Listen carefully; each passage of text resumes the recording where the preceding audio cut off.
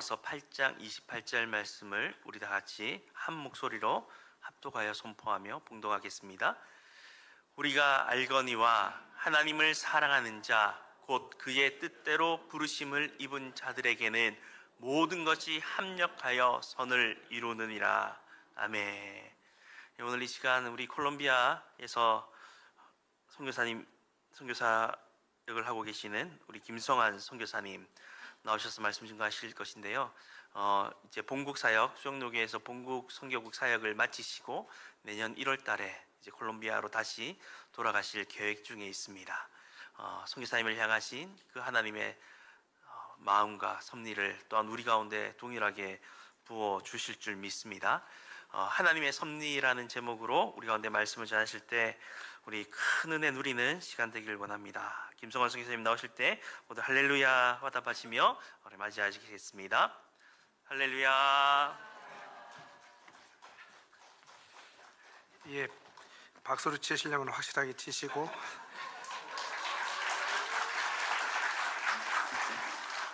죄송합니다. 제가 이렇게 농담을 잘하는 사람이 아닌데 교회 사역을 내려놓고 이제 선교사를 간다니까 이제 농담도 나옵니다. 자, 잠시 기도하고 이제 말씀을 나누도록 하겠습니다. 하나님 아버지 고맙습니다.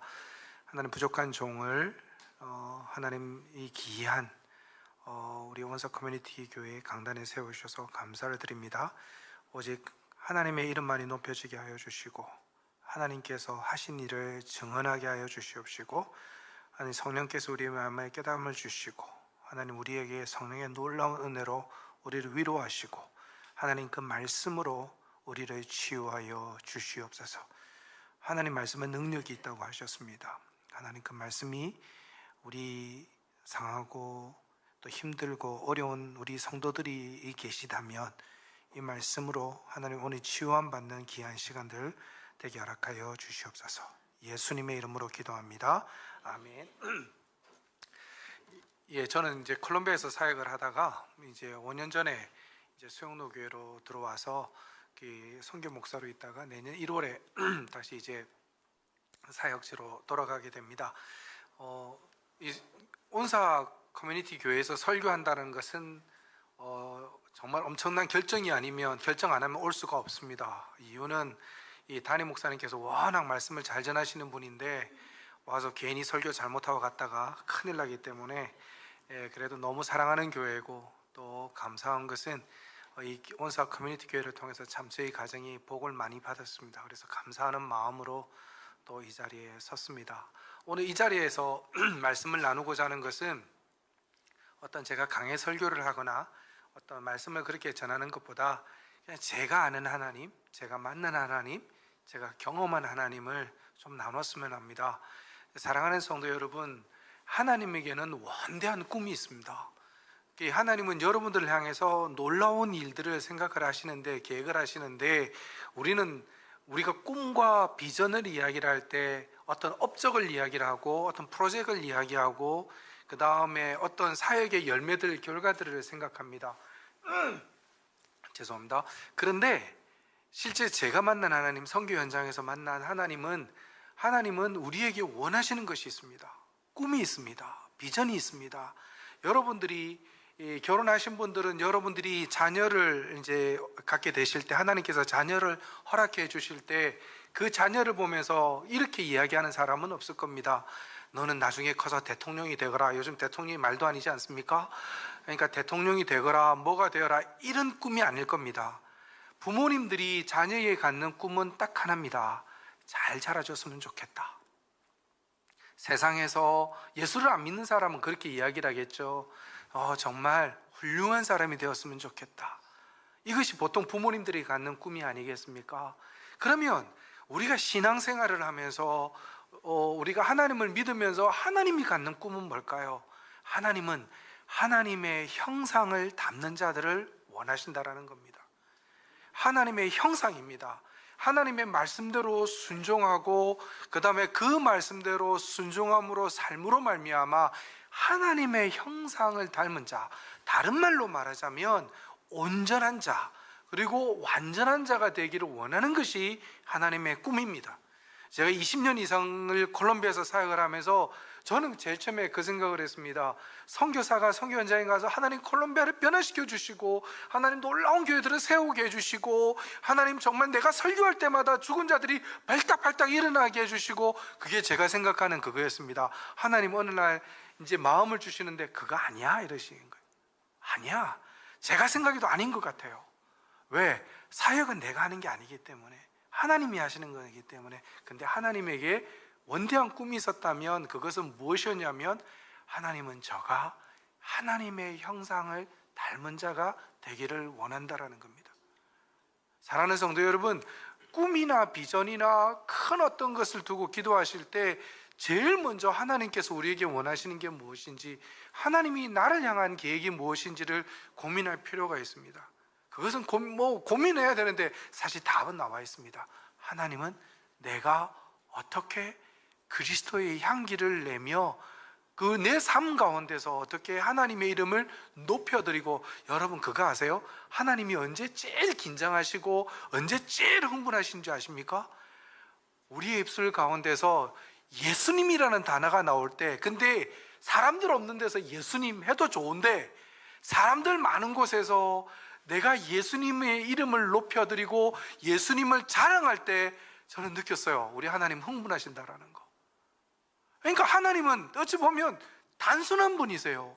여러분, 하나님을 기쁘시게 하는 거 딴 거 없습니다. 사람들이 오죠. 사람들을 만나죠. 그 가운데서 딱 한마디 하십시오. 하나님은 좋으신 분이십니다. 하나님이 이 한마디에 흥분하시는 분이고, 하나님이 이 한마디를 듣기를 원하시고, 하나님께서는 이 한마디 때문에 어떻게 보면 우리를 구원하시고 또 우리에게 좋은 것 주시기를 원하시는 하나님이다라는 겁니다. 사랑하는 성도 여러분, 이렇게 되기까지 하나님의 온전한 사람, 완전한 사람이 되기 위해서는 하나님이 꼭 하시는 게 있습니다. 그것은 무엇이냐면 훈련입니다. 사랑하는 성도 여러분, 저는 오늘 여러분들에게 고난의 의미를 이야기하자는 것이 절대 아닙니다. 각자의 삶 가운데 고난이 없었다라는 사람은 없을 겁니다. 모든 사람의 고난과 어려움과 지금도 힘든 것이 있을 겁니다. 그러나 하나님을 사랑하고 하나님을 믿는 사람에게는 이런 믿음이 있습니다. 그게 뭔지 아십니까? 이 고난과 이 환난과 이 시련을, 우리 하나님은 이 고난과 이 환난과 이 시련을 통해서 하나님 영광 받으실 거라는 겁니다. 하나님의 선하심을 드러낼 것이라는 겁니다. 우리가 고난하면 힘듭니다, 어렵습니다, 사실 우리 입술에서 이게 떠나지 않지 않습니까? 우리 입술 가운데서 여러분, 내가 대화하는 것에 한번 퍼센테이지를 살펴보십시오. 힘들었다, 어렵다, 내가 요즘 너무 힘들다. 그런데 하나님을 믿는 사람들, 하나님을 경험한 사람들의 특징은 무엇이냐면, 그 믿음은 무엇이냐면, 지금 힘들고 어렵고 내가 사람들은 알아주지 못하는, 이해하지 못하는 이 상황마저도 오늘 우리가 읽었던 그 말씀, 하나님을 사랑하는 자 모든 것을 협력하여 어떻게 한다고요? 선을 이루실 분이라는 것을 우리가 믿게 되더라는 겁니다. 저는 사실 오늘 이거를 나누고 싶은 겁니다. 저는 이거를 하나님 앞에, 여러분들 앞에 좀 이야기하고 싶고 설득도 하고 싶습니다. 우리 하나님은 정말 좋으신 분이기 때문에, 여러분들 오늘 이 현장에서 좀 어렵고 힘드신 분이 있다면 저는 이 한마디만 또 드리고 싶습니다. 조금만 참으십시오. 조금만 견디십시오. 우리 하나님은 정말 좋으신 분이신데 조금만 견디시면 됩니다. 참으시면 됩니다. 그리고 하나님 의지하십시오. 하나님께서 여러분들을 놀라게 변화시키실 것이고, 우리의 고난과 시련과 환난은 무의미한 것이 아니라 우리 하나님은 이것을 통해서 영광 받으시고, 이것을 통해서 우리 하나님께서 우리를 통해서 놀라운 일을 하실 거니까 조금만 참으시면 됩니다. 저는 이렇게 이야기를 해드리고 싶습니다. 오늘 1부 때는 제가 좀 말씀을 안 나눈 말씀이 있습니다. 우리 목사님이 그러시더라고요. 1부는 시간을 지켜주시고 2부는 여유 있게 하십시오 이러더라고요. 예, 그렇다고 제가 점심시간은 정확하게 지킵니다. 걱정은 안 하셔도 되는데, 제가 요한계시록을 참 좋아합니다. 제가 신천지 아닙니다. 걱정하지 마시고. 근데 제가 요한계시록을 읽을 때, 사랑하는 성도 여러분, 이 단어만 꼭 기억하십시오. 성령 안에서입니다. 뭐라고요? 요한계시록의 가장 핵심 단어는 뭐냐면 성령 안에서입니다. 근데 이 성령 안에서라는 단어를 찾아보시면 재밌는 게 뭐냐면 한 4번 정도 나오는데, 이 표현이 있고 난 이후에 어떤 게 보여지냐면 하나님께서 사도 요한에게 환상을 보여주십니다. 성령 안에서 환상을 보여주시는데, 재밌는 거는 뭔지 저는 재밌습니다. 근데 놀라운 건 뭐냐면 하나님께서 이 사도 요한을 어디로 데리고 가신 줄 아십니까? 하늘로 데리고 갑니다. 그리고 하늘에 있는 것을 보여주십니다. 그리고 앞으로 일어날 일들을 보여주십니다. 여러분, 이게 왜 우리한테 큰 기쁨이 되고 위로가 되시는 줄 아십니까? 4장과 5장을 보면 하나님에 대해서 이야기하고 예수 그리스도 이야기하고 24장로 이야기 쭉 하거든요. 근데 하나님이 사도 요한에 대해 하고 싶은 말이 있었습니다. 그 말은 뭐냐면, 많은 분들이 사도 요한계시록으로 힘들어 하시는데, 요한계시록은 소망의 장입니다. 소망의 성경입니다. 기쁨의 성경입니다. 여러분 힘드십니까? 요한계시록 읽으십시오. 그렇다고 신천지 가서 공부하라는 게 아니고, 그 핵심은 뭐냐면 이겁니다. 제가 은혜 받았던 건 뭐냐면, 이 사도 요한을 지금 어떤 상황에 있었냐면 어렵고 힘들고 감옥에 있었습니다. 근데 이 사도 요한은 어떻게 하는 줄 아십니까? 하나님이 살짝 위를 보여주십니다. 근데 거기에서 어떤 일이 벌어지고 있는지 아십니까? 24장로부터 시작을 해서 많은 사람들이, 천군 천사들이, 그 다음에 올라갔던 사람들이, 먼저 죽었던 사람들이 누구 어떻게 합니까? 하나님과 예수 그리스도께 찬양을 합니다. 이 장면을 보여줍니다. 이게 어메이징하다라는 겁니다. 그러면서 하나님이 사도 요한에게 하고 싶었던 말이 뭔지 아십니까? 하고 싶었던 말은 이겁니다. 너도 이제 곧 이러한 곳에 합류한다라는 겁니다. 참여한다라는 겁니다. 그렇기 때문에 조금만 참아라 이겁니다. 견뎌내라 이겁니다. 인내하라는 겁니다. 여러분, 이 말씀이 사도 요한에게는 얼마나 힘이 되었을까요? 왜요? 경험하지 않았습니까? 이미 보지 않았습니까? 자기가 죽었을 때 어떠한 일들이 일어날 것을 보았다라는 겁니다. 저는 그래서 좋아하는 표현이 있습니다.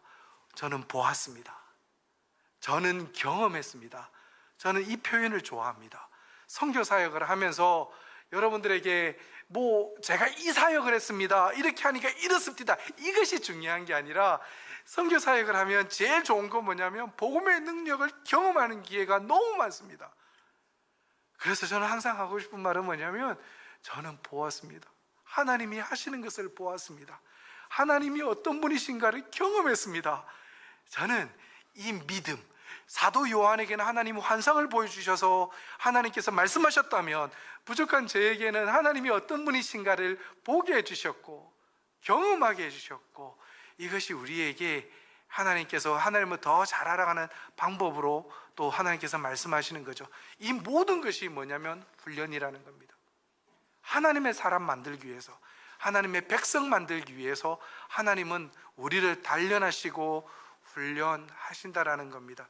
사랑하는 성도 여러분, 저는 개인적으로 이스라엘 백성들이 애굽에서 나와서 가나안 땅에 가는 그 여행 루트, 그 지도를 너무 좋아합니다. 오늘 성경을 하나 읽어드리겠습니다. 신명기 8장 3절입니다. 신명기 8장 3절인데요, 제가 이 말씀이 있습니다. 너를 낮추시며 너를 줄이게 하시며 또 너도 알지 못하며 내 조상들도 알지 못하던 만나를 내게 먹이신 것은 사람이 떡으로만 사는 것이 아니요 여호와 입에서 나오는 모든 말씀으로 사는 줄은 내가 알게 하려 하심이니라 라는 말씀이 있습니다. 그리고 16절에도 동일하게 말씀하십니다. 내 조상들도 알지 못하던 만나를 광야에서 내게 먹이셨나니 이는 다 너를 낮추시며 너를 시험하사 마침내 내게 복을 주려 하심이니라 라는 말씀이 있습니다. 신명기 말씀이 어디서 쓰여졌습니까? 마지막 광야에서 적으셨던 글입니다. 사랑하는 성도 여러분, 이스라엘 백성들은 예굽에서 몇 년간 종살이를 했습니까? 400년 종살이를 했습니다. 430년 종살이도 했었습니다. 성경은 2가지 버전이 나옵니다. 그런데 하나님은 이스라엘 백성들을 어떻게 하기를 원하셨습니까? 가나안 땅으로 들이셔서 가나안 땅에서 하나님의 나라를 만드시고 열방들을 그 땅으로 모이기를 원하시고 하나님을 알게 하기를 원하셨습니다. 여러분 재밌지 않습니까? 그러면 하나님 어떻게 하셔야 되겠습니까? 급하신 하나님입니다. 그럼 애굽에서 종살이 하던 그들을 10하루, 죄송합니다, 며칠이라고요? 자, 그 중남미에서는 자꾸 질문을 합니다. 그래야 딴 생각을 안 하더라고요. 그래서 10하루 동안 갈 수 있는, 애굽에서 가나안까지 10하루면 갈 수 있는 땅을 하나님이 40년을 돌아보게 하십니다. 그리고 고난을 당하게 하십니다. 어려움을 당하게 하십니다. 그게 오늘 말하는 신명기 8장의 3절과 16절에 나오는 말씀입니다. 그렇게 하신 이유가 뭘까요? 사랑하는 성도 여러분, 하나님 나라 백성들, 하나님이 쓰임을 받고자 하는 그 사람들에게는 훈련이 따른다라는 겁니다. 그런데 여러분도 잘 아시겠지만 이스라엘 백성들은 400년 동안 종이었습니다. 뭐였다고요? 종이었습니다. 노예였습니다. 그렇기 때문에 이 사람들의 마인드에는 뭐만 있었냐? 노예 스피릿이 있었습니다. 노예 아이덴티티가 있었죠. 노예들의 아이덴티티의 특징은 뭡니까? 잘 먹고 잘 살고 시집장가 잘 가고 부자가 되자. 죄송합니다. 이게 노예들이 갖고 있는 생각들입니다. 그런데 하나님은 이 사람들을, 이 아이덴티티를 갖고 있는 사람들을 데리고 하나님께서 이스라엘 땅에서 하나님이 추구하셨던 그 하나님 나라를 이룰 수가 없는 겁니다. 하나님은 제일 먼저 하셔야 됐던 것은 뭐냐면, 구원받은 백성들, 이스라엘 백성들, 6월절 어린 양의 피로서 구원받았던 그 백성들이, 하나님은 그들의 생각이 변화되기를 원하셨습니다. 하나님은 그들이 어떤 옛날의 노예의 근성과 종의 아이덴티티를 가지고 가나안 땅에 가서 하나님의 말씀, 하나님의 나라를 이루는 것이 아니고, 광야라는 곳에서 어떻게 하셨다고요? 40년 동안 하나님께서 지금 신명기 8장 3절과 16절의 말씀처럼 하나님은 그들의 생각을 바꾸시기를 원하셨습니다. 여러분, 오늘 우리의 삶도 어떻습니까?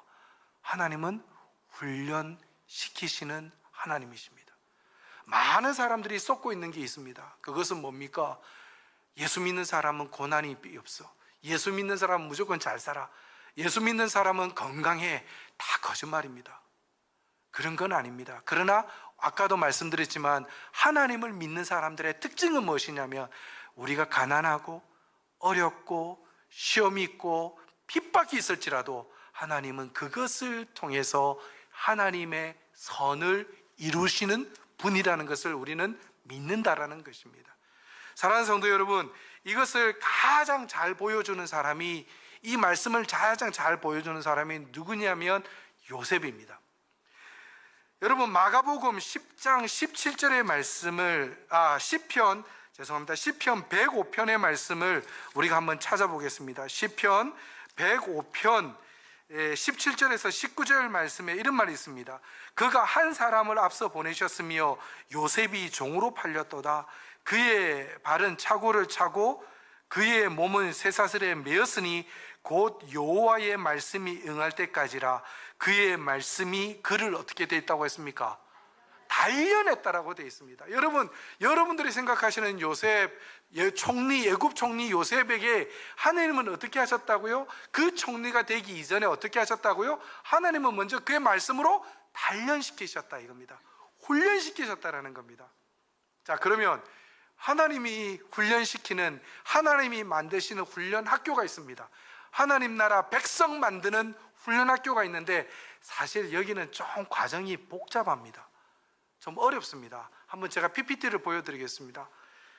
4가지 과정이 있습니다. 몇 가지 과정이 있다고요? 4과정이 있습니다. 근데 이 과정은 사람들이 그렇게 좋아하는 과정은 아닙니다. 첫 번째, 요셉이 훈련을 받았던 첫 번째 장소는 어디냐면 구덩이입니다.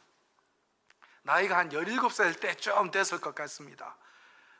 요셉은 어떻습니까? 그의 형들에 의해서 어떻게 되죠? 구덩이에 빠지게 됩니다. 하나입니다. 팔리느냐 죽느냐. 소위 말해서 어떻죠? 가족으로부터 소위 말해서 거절을 당했습니다. 가족들로부터 거절을 당했습니다. 여러분, 혹시 여러분들 가정에는 이러한 가정은 없을 거라고 저는 생각을 합니다. 그런데 그 거절감 가운데 하나님은 이 거절감을 사용하셔서, 특히 하나님 나라의 리더들은 이 거절감을 통해서 하나님께로 불려오는 귀한 수단이 되기도 합니다. 하나님의 목적은 뭐였을까?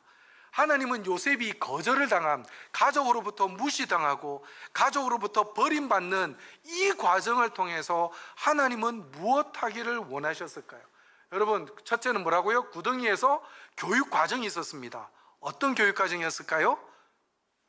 죄송합니다. 제가 이 블로그에서 PPT를 꺼내놨습니다. 보시고 말이라도 한번 해보시라고. 뭐죠? 어떻게 사랑해야 되는가를 말해주고 싶었던 겁니다.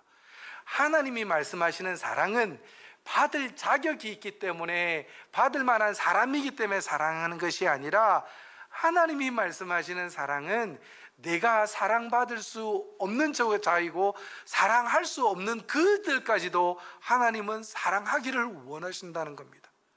하나님은 요셉에게 비록 구덩이에 빠져서 형들로부터 죽느냐 팔리느냐라는 그러한 상황 가운데서도, 그 과정 가운데서도 하나님이 교육 과정에 목적이 있었는데, 그것은 무엇이냐면 하나님은 이 요셉이 사랑의 사람이 되기를 원하셨습니다.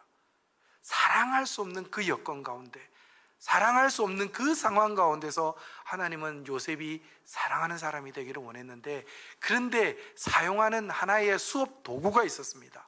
그것은 뭐죠? 용서라는 겁니다. 근데 사랑하는 성도 여러분, 우리가 쉽게 용서라는 것을 이야기를 할 수 있지만 이 용서에는 세 가지가 따릅니다. 첫째는 무엇입니까? 용서는 누구를 위한 것이 아니다라는 겁니다. 우리가 흔히 하는 내가 너를 용서해 줄게, 내가 그냥 덮어버릴게, 이게 용서가 아니라는 겁니다. 이게 용서는 나를 위한 선물이라는 겁니다. 나를 살리려고 하면 나를 살리기 위한, 나를 위한 것이 뭐라고요? 용서라는 것입니다. 두 번째가 있습니다. 용서는 그냥 릴리스, 내어버려 두는 겁니다. 여러분, 용서한다 해놓고 그 다음에 계속 그 사람에 대해서 이야기를 하는 것은 용서가 아닙니다. 용서는 내가 그 사람에 대해서 나쁜 말 하는 것을 포기하는 거고, 이제는 중단하는 것을 결정하는 겁니다. 내가 용서했다고 한다면 이제는 더 이상 그 사람에 대해서 언급을 하지 않습니다. 여러분, 이 창세기를 보면 재밌는 게 뭐냐면요, 요셉이 형들에 대해서 나쁜 이야기 한 거를 한 번도 볼 수가 없습니다. 요셉이 다른 사람 험담하는 게 하나도 없습니다. 용서는 뭐라고요? 그냥 내려놓는 겁니다. 세 번째는 용서는 뭡니까? 축복하는 겁니다. 사랑하는 성도 여러분, 자기를 위한 선물이고, 그 다음에 내려놓는 거고, 그 다음에 축복하는 건데, 그런데 용서라는 단어를 쓸 때 정말 애매한 게 있습니다.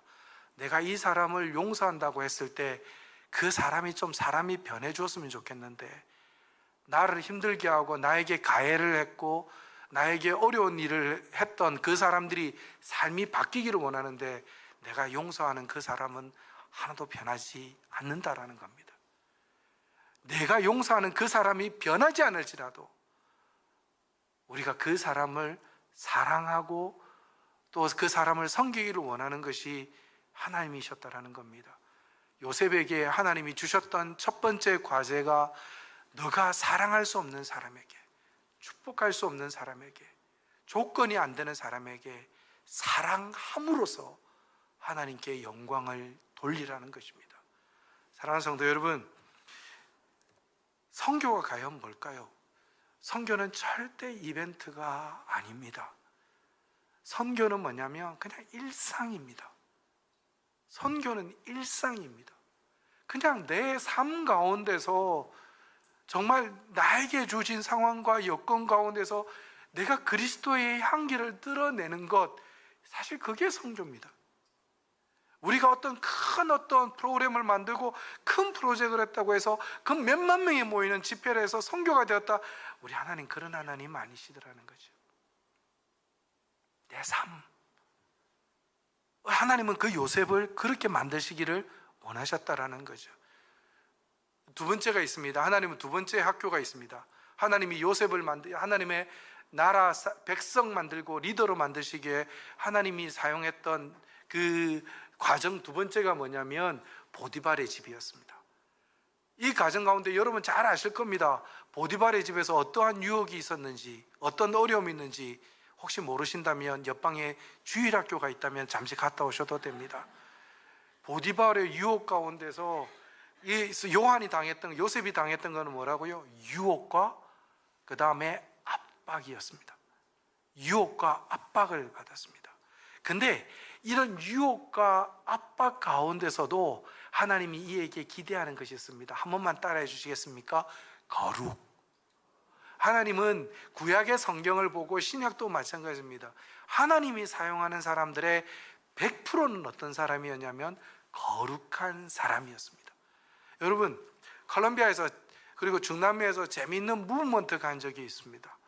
그리고 동남아시아에서도 그런 무브먼트가 있은 적이 있는데 그 무브먼트의 핵심 키는 뭐냐면 하나님의 영광, 하나님께 영광을 돌립시다. 하나님 나라를 올려드립시다. 하나님의 이름을 올려드립시다. 근데 그 프로젝트가 아니고 프로그램이 아니고 선교사들이 먼저 거룩합시다였습니다. 먼저 거룩합시다였습니다. 여러분, 하나님이 우리 백성들이 거룩하면 하나님 우리 사용하실 수밖에 없습니다. 우리가 하나님 앞에서 온전해지고 완전해지면 하나님이 우리를 사용하실 수밖에 없습니다. 그러나 거룩하지 않고 온전하지 않는 사람을 하나님이 쓰시는 법이 없습니다. 쓰실 수 있습니다. 그러나 버림받을 수 있습니다. 그래서 어떻게 보면 그 유혹과 압박 가운데 하나님은 요셉을 어떻게 하셨냐면 인내를 가지게 했습니다. 인내의 사람이 되겠죠. 결국 이 인내를 통해서 하나님은 요셉을 어떻게 했습니까? 거룩한 사람으로 세우시길 원하셨다라는 거죠.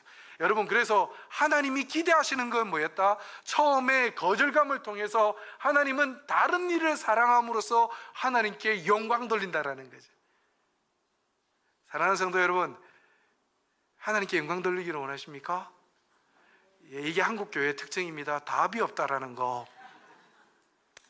자, 요즘 신났습니다. 이제 선교사 모드로 바뀌어가지고 그 교회에서 설교할 때는 제가 좀 거룩하게 이렇게 설교를 했었는데 선교사 모드로 바뀜으로 인해서 이제 남미식으로 설교해서 전 너무 기쁩니다. 다시 안 불러줄 거니까 괜찮습니다. 그래도. 근데 한 번만 더 말씀드리겠습니다. 여러분 정말 하나님께 영광 돌리기를 원하십니까? 그러면 내가 무엇이 되어서가 그냥 TV에서 어떤 축구 선수에게서 입에서 하나님 영광 받, 이것도 중요하지만 하나님이 진짜 영광 받으시는 방법이 먼저 첫 번째, 원수를 용서함으로 사랑함으로써 하나님께 어떻게 해요? 영광 돌릴 수 있다라는 겁니다.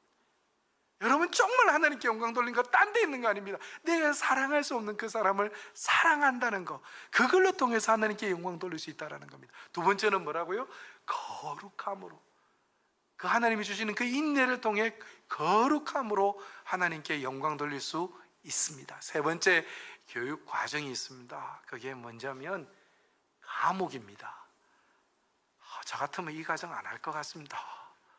근데 감옥인데 여러분 잘 아시지 않습니까? 떡을 맡은 자, 그다음에 술을 맡은 간원, 이 두 사람이 꿈을 꾸는데 이 사람의 어떤 문제를 해결해 줍니다.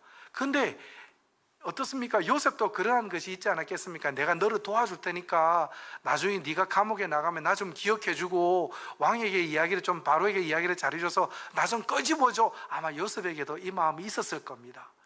그런데 어떻습니까? 실컷 잘 도와줬는데 어떻습니까? 그냥 요셉을 잊어버립니다. 여러분, 선교사들에게 있어서 제일 힘든 것 중에 하나가 뭐냐면 잊혀짐입니다. 그냥 한국교회에서 뭐 사랑을 받을 수 있겠죠. 그리고 친구들이나 뭐 친지들로부터 좋은 관계를 맺다가 이제 좀 멀리 있는 곳으로 떠나게 됩니다. 그러면 제일 먼저 선교사들, 특히 1, 2년 차 선교사들이 겪는 첫 번째 어려움이 뭐냐면 향수병입니다. 내가 잊어짐을 당하지 않을까? 사람들은 나를 계속 기억해 줄까? 이거 오래 갑니다. 우리는 그 이야기 하죠. 포기하라고. 뭘 그거를 생각하냐고. 저희 이야기를 잠시 하자면 저희 수영로 교회는 선교사가 좀 많습니다. 한 번은 교회에 이제 방문할 기회가 있어서 콜롬비아에 있다가 교회를 방문했는데 경비를 서시는 집사님이 새벽 2시쯤인가 교회를 갔었습니다. 왜냐하면 시차가 적응이 안 되니까. 교회에서 기도하자라고 해서 교회를 갔는데 거기 계시는 경비 집사님이 저한테 그 이야기를 하시더라고요. 아이, 거기 총각 일로 와봐. 지금 이 시간에 교회 오면 안 돼. 너 이 교회에서 교육자도 하고 내가 그래도 짬밥이 20년인데 나를 몰라 이러면서 우와, 나보고 총각 기분은 좋더라고요. 막 이야, 총각 이렇게 해주네 막 이래서 좋았는데 잊혀짐이라는 거죠. 네, 여러분, 이게 우리가 갖고 있는 어려움 중에 하나입니다. 남에게 인정받지 못할 때, 남한테 잊어버림을 당할 때. 그러나 요셉에게도 이 과정이 있었다라는 겁니다. 근데 이 요셉에게 하나님이 기대하셨던 게 뭡니까? 그러한 잊혀진 가운데서도, 사람이 알아주지 않는 가운데서도 계속해서 신실하게 하나님을 섬기기를 원했다라는 겁니다. 남의 눈과 남의 시선이 필요 없다라는 겁니다. 그냥 내가 사랑하는 그 하나님 신실함으로 나아갈 수 있느냐 이겁니다. 그래서 요셉이 하나님께 영광을 돌리는 방법은 뭐였다고요? 겸손함으로 하나님 앞에 영광을 돌렸다라는 겁니다. 누가 알아주지 않아도. 네 번째입니다. 요셉이 교육과정 마지막 과정이 뭐였냐면 궁전에서입니다. 이제는 총리가 됐습니다. 그러면 이제 기세 등등할 수 있습니다. 그런데 하나님은 요셉에게 어떤 걸 기대하셨냐면 너가 높은 자리에 있고 남을 다스릴 자리에 있을지라도 요셉은 하나님은 그들을 어떻게 했습니까? 축복하기를 원했고 내가 받은 것, 나에게 사랑 주시는 것, 복을 주신 것을 흘러보내기를 원했습니다. 사랑하는 성도 여러분, 그래서 요셉이 네 번째 과정 가운데서 하나님께 영광을 돌리는 방법은 뭐였냐면 뭐죠? 삶의 열매로 하나님께 어떻다고요? 영광을 돌렸습니다. 하나님의 나라 백성들의 네 가지 특징이라는 거죠. 어떤 조건이 되어서도 아니고 상황이 되어서도 아니고 어떠한 상황 가운데서도 하나님 앞에 그것을 삶으로 올려드릴 때 하나님이 기뻐하시고 하나님이 영광 받으신다라는 겁니다. 사랑하는 성도 여러분, 요셉에게는 두 아들이 있었습니다. 첫째 이름이 뭐죠? 질문을 안 해야 되는데 자꾸 질문하는 습관이 있어서 상처를 받게 하는 건지 모르겠습니다. 첫 번째 아들의 이름은 므낫세입니다. 므낫세의 뜻이 뭔지 혹시나 그것까지 기대하지는 않겠습니다. 므낫세의 뜻은 뭐냐면 잊혀지다라는 겁니다. 뜻이 뭐라고요? 잊혀지다. 하나님께서 요셉이 첫 번째 아들의 이름을 므낫세라고 한 이유가 뭘까요? 여러분 가운데서도 혹시 요셉처럼 이렇게 힘들고 어려운 가정에 계시는 분들이 있습니까? 있으시겠지요. 요셉 삶을 보면 따라가고 싶지가 않습니다. 억울합니다. 그런데 요셉이 첫째 아들 이름을 므낫세라고 한 이유는 뭐냐면 하나님이 주신 은혜 때문에 지난 모든 과거의 일을 잊어버렸다 이 말입니다. 잊어버렸다라는 겁니다. 계속 옛날 이야기하고 내 옛날에는 말이야 막 진짜 나때 꼰대 다 나오지 않습니까? 네, 뭐 다 좋은 이야기 나온 거 못 봤습니다. 그런데 하나님은 이 요셉에게 이 네 가지 가정을 통해서 하나님은 요셉에게 첫 번째 아들의 이름을 므낫세라고 할 정도로 나는 하나님이 이 은혜를 주신 이 은혜를 때문에 어떻습니까? 나는 옛날에 모든 과거의 나의 어려움을 잊어버렸다 이겁니다. 더 이상 나는 언급하지 않겠다라는 겁니다. 근데 두 번째 아들이 나옵니다. 그 이름이 뭡니까? 예. 근데 그 아들의 뜻이 뭘까요? 풍성하게 하다, 융성하게 하다라는 겁니다.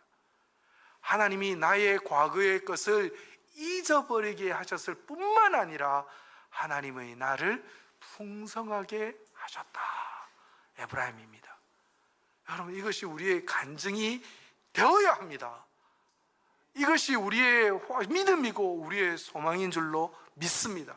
여러분들이 기도하실 때 이렇게 기도해 보셔야 됩니다. 하나님, 내가 요셉처럼 정말 하나님 나라 학교의 이 과정을 거치고 있습니다. 나에게 거절감이 있습니다. 누구에게 사랑을 받지도 못합니다. 하나님, 또 나에게 잊혀짐을 당했습니다. 하나님, 어려운 상황입니다. 유혹도 있습니다. 압박도 있습니다. 남이 알아주지 못하는 이 상황들이 있습니다. 하나님, 그러나 하나님이 주시는 그 은혜로 내 모든 과거의 것을 잊어버리게 하시고, 그러나 잊어버리는 것뿐만이 아니라 하나님이 나를 융성하게 하시고 풍요롭게 하신다라는 그 하나님을 믿게 해 주십시오.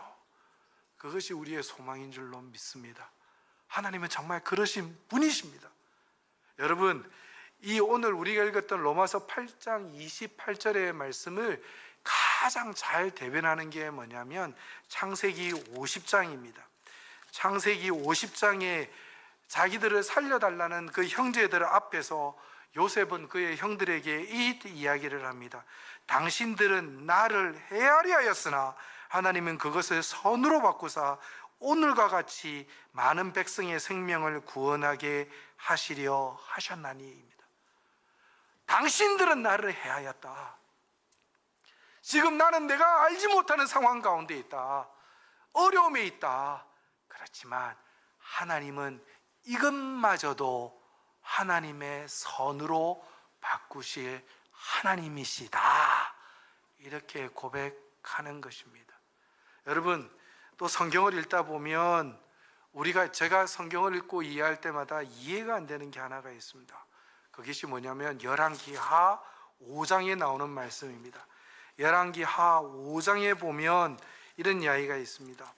전에 아람 사람이 5장 2절과 3절인데 전에 아람 사람이 때려지어 나가서 이스라엘 땅에서 어린 소녀 하나를 사로잡음에 그가 나아만의 아내에게 수정 들더니 그의 여주인에게 이르되 우리 주인이 사마리아에 계신 선지자 앞에 계셨으면 좋겠나이다. 그가 그 나병을 고치시리이다 하는지라. 여러분, 이 당시에 시종은 어떤 의미였을까요? 시종은 그 당시에는 거의 동물 취급을 받았습니다. 원수지간입니다. 아버지 어머니를 죽인 사람일 수도 있습니다. 저 같으면 나하만이 문둥병 걸렸다, 할렐루야, 역시 우리 하나님은 좋으신 하나님, 진짜 보응하신 하나님, 굿, 하나님 감사합니다 이랬을 겁니다. 빨리 죽어라 막 이랬을 겁니다. 근데 지금 시종이 어떻게 합니까? 나하만이 살 길을 보여줍니다. 나하만이 살아날 수 있는 방법을 가르쳐 줍니다. 아까 우리가 봤던 요셉의 스토리 가운데 말하고 있는 게 있죠. 하나님께서 어떻게 요셉을 통해서 영광 받으셨습니까? 사랑할 수 없는 자들을 사랑함으로, 인내할 수 없는 상황 가운데서도 그 인내를 통해서 거룩함으로, 그리고 내 삶의 염해로, 그리고 신실하게 하나님을 섬기는 그거를 통해서 하나님께 영광 받으셨다라는 겁니다. 이 여종 시종을 통해서 하나님은 어떻게 영광 받으셨습니까? 용서할 수 없는 자였습니다. 그러나 이 시종은 나아만에게 살 길을 이야기를 합니다. 그리고 나아만이 고침을 받았을 뿐만이 아니라 아마 그 국가도 구원을 받았을 겁니다. 여러분, 우리의 삶을 한번 살펴보겠습니까? 하나님 나라 백성의 삶이 어떻게 되어야 할까요? 하나님의 섭리는 과연 뭘까요? 아까 여러분들한테 말씀드렸던 것처럼 하나님은 어떤 위대한 일을 통해서 하나님 그렇게 하시는 수도 있지만 하나님은 우리의 일상의 삶을 통해서 정말 큐티함으로 그 하나님 주시는 그 말씀 가지고 몸부림치고, 그리고 내가 사랑할 수 없는 그 자를 두고 몸부림치면서 사랑하게 해달라 하고, 내가 도저히 못 참는 상황 가운데 하나님 인내할 수 있게 해주십시오라고 기도하는 가운데 하나님은 우리를 거룩하게 하시고, 하나님 그 장면을 보시고 하나님께서 우리를 통해서 영광 받으신다라는 것입니다. 사랑하는 성도 여러분, 2024년도가 마무리되어 가고 있습니다. 2025년에는 여러분들의 삶 가운데서 어떤 계획과 어떤 목표와 어떤 비전이 있으십니까? 콜롬비아 돌아간다는 이야기를 이제 콜롬비아 목회자들에게 이야기를 했습니다. 믿어도 좋고 안 믿어도 좋은데 난리가 났습니다. 너무 좋다라는 거죠. 제가 거기서 뭐 특별하게 한 거 없습니다. 저의 특징, 잘 노는 겁니다. 노는 사람 한 명이 온다니까 더 잘 놀아보자. 또 압니다. 제가 잘 먹는다라는 걸 압니다. 그래서 네가 좋아하는 이 음식 준비하겠다. 뭐 이렇게 해서 뭐 저를 통해서 은혜 받겠다는 사람은 없습니다. 잘 놀고 잘 먹고 뭐 그들처럼 잘 그거 하니까 어서 와라. 뭐 이렇게도 이야기해줘서 얼마나 감사한지 제가 모릅니다. 저의 간증 하나만 하고 제가 좀 마무리를 하겠습니다. 사랑하는 성도 여러분, 옆에 분들을 한번 보시면서 이렇게 한번 축복하시겠습니까? 당신은 나의 축복의 통로입니다 라고 한번 해보시겠습니까?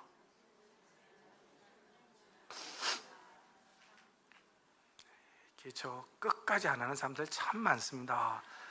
근데 입술의 고백은 능력이 있는 줄로 믿습니다. 옆에 분들한테 한 번만 이야기해 보십시오. 당신과 나의 만남은 우연이 아닙니다 라고 하시죠.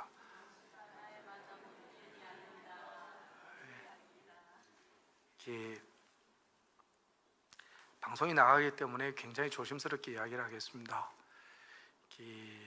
저는 소천하신 고 정필도 원로 목사님께서 저에게 중남미 선교사로 갈 것을 권유하셨습니다. 저는 수영로 교회를 1979년도부터 다녔습니다. 수영로 키즈입니다. 키즈인데 사고는 다쳤습니다. 유리창 몇 개 깨는 것부터 시작을 해서 거의 저의 놀이터였습니다. 그러다 보니까 소위 교회의 문제아였는데 그래도 참 감사했던 것은 뭐냐면 그 가운데 하나님 주신 은혜가 참 기뻤습니다. 참고로 저의 오른쪽 다리는 잘 사용 못합니다. 저는 고등학교를 4년 다녔습니다.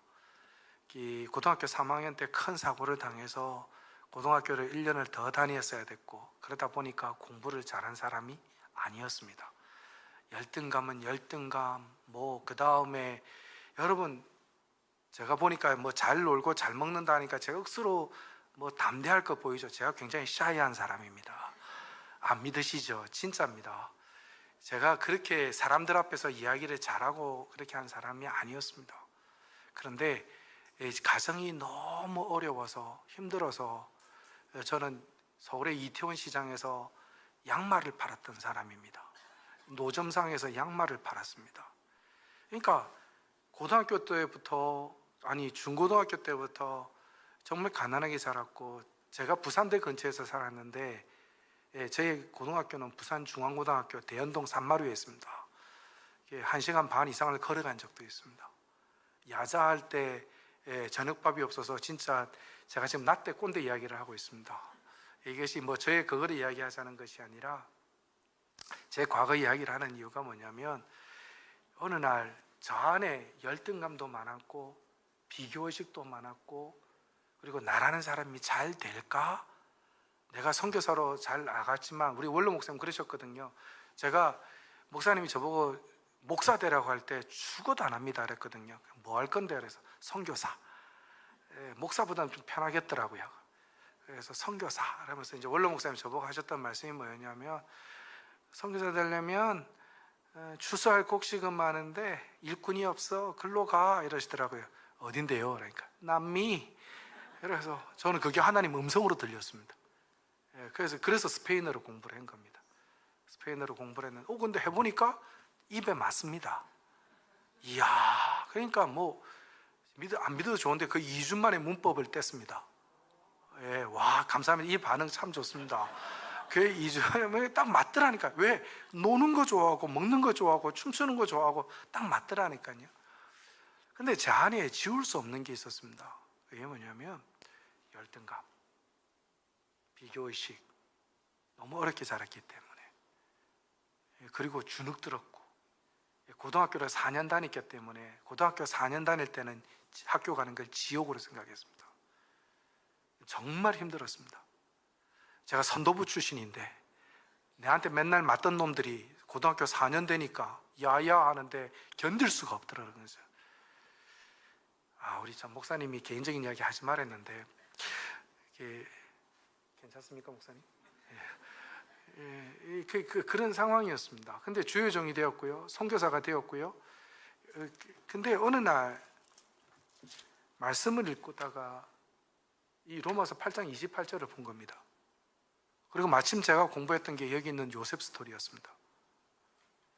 제가 말씀을 읽는데 이 스페인어 성경이거든요. 한글 스페인어 성경인데 제가 이거를 잡고 거의 3일을 울었습니다. 왜 그런지 아십니까? 나의 열등감과 나의 가난과 나의 시련과 나의 환난과 고등학교 4년과 이태원에서 양말 팔던 것과 어려웠던 그 모든 것이 하나님의 계획 가운데 있었다라는 것을 믿었기 때문입니다. 전에는 힘듭니다. 나한테 왜 이랬습니까? 내만 왜 이래? 이랬던 것이 하나님이 주의 종 하나 만들기 위해서, 하나님이 선교사 하나 만들기 위해서, 하나님이 돈 걱정 안 하고 돈 달라고 기도하는 선교사가 아니라, 하나님 나에게 집 달라고 하는 선교사가 아니라, 하나님 나에게 차 달라고 이야기하는 선교사가 아니라, 정말 하늘에서 떨어지는 만나와 메추라기만을 기대하는 하나님의 신실함만 기대하는 그 주의 종 하나 만들기 위해서, 주의 종 하나 만들기 위해서 하나님이 그 어릴 적부터 나를 만드셨구나라는 거였습니다. 나가 당한 고난과 어려움이, 고난과 어려움과 시험이 아니라 그것이 나를 향한 하나님의 사랑이었다라고 인정이 될 때였습니다. 정말 샤이했던 내가 이태원 시장에서 목청 높여서 양말 83입니다, 양말 사십시오라고 외쳤던 그것이 지금 여러분들한테 외칠 수 있는, 여러분들 설교할 때 남미에서 외칠 수 있는 그것을 하나님이 나를 만드셨다라는 겁니다. 그러니까 그 이전의 과거가, 그 이전의 어려움이, 그 이전의 눈물이 시험이 아니었다라는 겁니다. 그 이전의 고난이 나에게만 있었던 그것이 아니었고, 하나님이 나를 얼마나 사랑하시는지, 나를 주의 종 만들기 위해서, 하나님을 기쁘시게 하는 주의 종 하나 만들기 위해서 나를 만드시는 과정이었다는 것이 인정이 되더라는 겁니다. 여러분, 그래서 저는 수영로교회 오는 선교사들한테 제발 이야기합니다. 좀 힘들다는 이야기 좀 하지 마라. 고난당하는 이야기 좀 하지 마라. 왜 그거를 감사할 수 없을까? 왜 그거를 감사할 수 없을까? 여러분, 이게 이태원에서 양말 팔았던 기적이 제가 지금 외치는 이겁니다. 여러분, 여러분들의 시련을 감사로 한번 돌려보시지 않겠습니까? 이 모든 것을, 어려움을 그냥 하나님이 나를 주의 종 만들기 위해서, 하나님 나라 백성 만들기 위해서 사용하시는 하나님의 도구라고 생각하지 않겠습니까? 요셉이 당했던 이것을, 여러분 가운데 이런 고난이 있다면 그 요셉을 예굽의 총리로 만드신 그 하나님의 능력을 신뢰하면서 여러분들이 당하고 있는 어려움을 그냥 감사의 통로, 감사의 도구로 하나님께 감사하지 않겠습니까? 여러분 입에서 감사가 떨어지는 순간 여러분 계속해서 어려움 당하실 겁니다. 그러나 여러분이 당하는 고난과 어려움을 감사의 통로로, 하나님이 나를 주의 종 만들기 위한 것으로 인정할 때, 하나님의 온전한 사람, 완전한 사람이 되기 위한 그것으로 인정할 때 여러분의 삶에 기적이 일어납니다. 여러분 삶에 기적이 일어납니다. 못 믿겠으면 저 보시면 됩니다. 그렇게 해서 20년을 견뎠고, 한국에 왔을 때도 제가 하나님 앞에 물어봤습니다. 하나님, 20년의 선교의 삶의 의미는 무엇이었습니까? 하나님 저한테 마음을 주시더라고요. 너를 훈련시켰다. 하나님, 또 선교 목사 4년을 마치고 저 콜롬비아로 가는데 이 선교 목사 4년을 또 어떤 의미로 받아들일까요? 하나님 저한테 주신 마음이 있습니다. 너를 훈련하였다. 예수님 오실 때까지 우리는 훈련받을 겁니다. 하나님의 온전한 백성 되기 위해서. 저에게 올해는 너무나 기쁜 해입니다. 이게 뭐냐면 제가 우리 대학교 다니던 우리 대학교 서클의 멤버들이 있는데 대학교 서클 멤버들이 저보고 그 이야기를 합니다. 형님, 그래서 왜 하나님은 살아계십니다. 하나님은 좋으신 분이십니다. 맞지? 아멘. 이러니까 어떻게 알아? 이랬더니 형님 보면 안 돼요. 왜? 이러니까 형님이 어떻게 형수님을 만나서 결혼을 할 수 있습니까? 이렇게 하더라고요. 예, 좋다고 하는 말이겠죠. 올해 저희 자녀 둘이를 다 결혼시켜 버렸습니다. 4월 달에 딸, 8월 달에 아들 한 번에 그냥 해쳐 버렸습니다. 우리가 한 것도 아니고 제가 미국 사람 둘이 데리고 와서 결혼한대요. 그래서 하라 이랬습니다. 참 고마운 건 뭐냐면 고부간의 갈등이 없습니다. 이유는 말이 안 됩니다. 비자가. 그래서 감사하게도 이렇게 결혼을 시켰고 이제 하나님께서 다시 저희들을 콜롬비아로 다시 갈 수 있도록 허락해 주셨는데 기도 제목이 있습니다. 뭐냐면 혹시나 기억나실 때 기도해 주셨으면 좋겠다는 게 뭐냐면 하나님 저 가는 저 김성환 목사 잘 살게 해 주십시오. 잘 살게 해달라는 게 그냥 부유하게 살라는 게 아니라 진짜 하나님 말씀대로 순종하면서 살 수 있게 해 주십시오. 그리고 하나님 나라 백성의 삶을 살게 해 주십시오. 그리고 너무 먹지 않게 해 주십시오. 이런 것도 좋고요. 그래서 그냥 잘 살았으면 좋겠습니다. 그리고 큰 이벤트 이제는 그거보다는 프로그램 프로젝트가 아니라 그냥 하나님 나라 백성으로 잘 살아서 하나님이 저에게 주신 은혜를 흘려보냈으면 좋겠습니다. 여러분 한 번만 더 해보시겠습니까? 여러분 옆에 있는 사람한테 한 번 이야기해 주십시오. 당신은 하나님이 나에게 주신 축복의 통로입니다. 이 이야기를 하는 것 진짜 간증 하나만 하고 마치겠습니다. 여유 있게 하라고 하셨기 때문에 진짜 2분이면 딱 마치는 간증입니다. 이태원에서 양말을 팔 때였습니다. 이태원에서 양말을 팔고 있는데 양말 사십시오라고 막 하고 있는데 저한테 이상한 언어가 제 귀에 들리더라고요. 그게 뭐였냐면 제가 전공했던 스페인어더라고요. 야, 이거 신기하다. 왜냐하면 1990년도 말에는 스페인어 쓰는 사람이 별로 없었거든요. 근데 스페인어가 들리는 거예요. 그래서 제 마음에 그 생각이 들었어요. 따라가 보자. 그래서 양말 하는 거 딱 옆에 사람한테 맡겨놓고 그 사람들 3명이 왔던데 3명 따라갔습니다. 툭툭 치면서 스페인어로 이야기해보죠. 당신 어디 데돈데레스 이렇게 어디서 왔습니까? 그러니까 멕시코에서 왔대요. 와, 이 뭐랄까요, 천사를 만난 기분.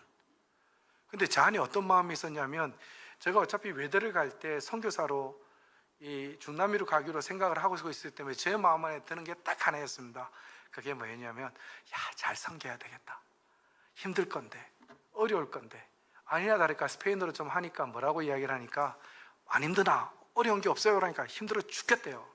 뭐가 힘든데? 그러니까 음식도 안 맞고 여러 가지 막 이야기를 하더라고요. 그리고 스페인어 자기들도 영어를 잘 못하더라고요.